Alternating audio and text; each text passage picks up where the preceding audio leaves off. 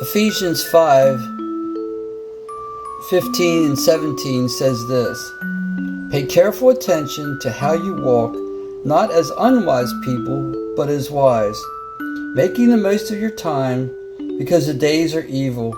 So don't be foolish, but understand that the Lord's will is.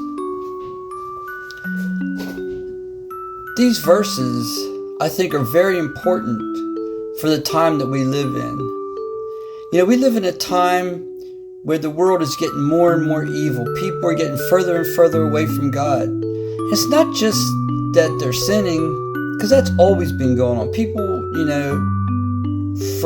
ever since the beginning, have been far away from God for the most part.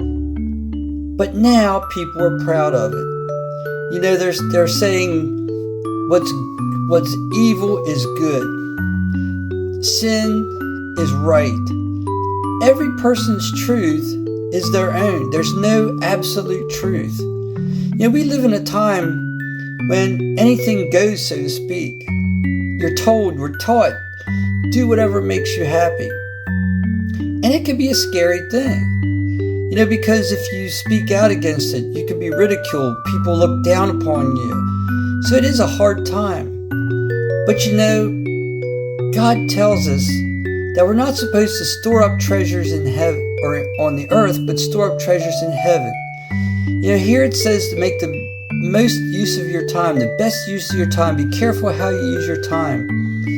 Because we can do two things here. You know, we can lay low, we can try not to attract any attention, and we can just watch people go to hell, because that's what's going to happen. But God wants us to be involved in His work. He wants us to speak up. He wants us to not lay low, but to be bold for Him.